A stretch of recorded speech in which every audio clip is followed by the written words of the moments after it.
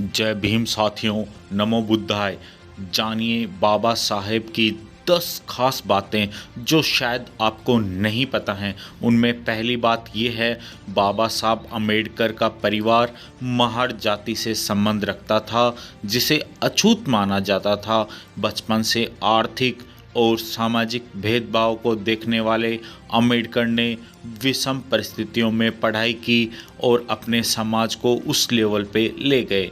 Number 2, बाल विवाह प्रचलित होने के कारण 1906 में उनकी शादी 9 साल की लड़की रमाबाई से हुई।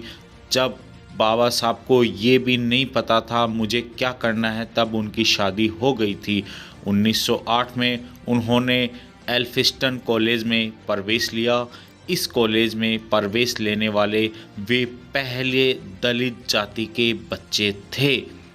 अब आगे नंबर 4 पे 1913 में एमए करने के लिए वे अमेरिका चले गए।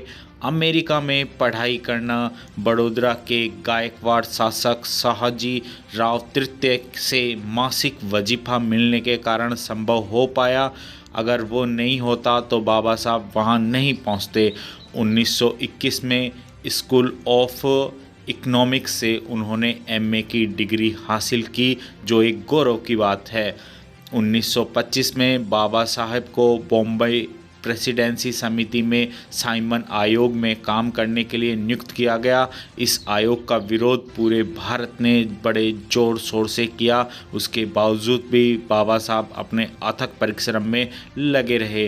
अम्बेडकर दलितों पर हो रहे अत्याचार के विरुद्ध आवाज़ उठाने के लिए बहिष्कृत भारत, मूक नायक, जनता के नाम पाक्षिक और साप्ताहिक पत्र निकालना शुरू किया था।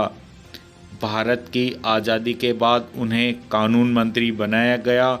29 अगस्त 1947 को स्वतंत्र भारत के संविधान रचना के लिए संविधान मसौदा समिति के अध्यक्ष पद पर नियुक्त भी किया गया। बाबा साहब अम्बेडकर को 1951 में संसद ने अपने हिंदू कोड बिल मसौदे को रोके जाने के बाद अम्बेडकर ने मंत्रिमंडल से इस्तीफा दे दिया। इस मसौदे में उत्तराधिकार, विवाह, अर्थव्यवस्था के कानून में लैंगिक समानता की बात कही गई थी।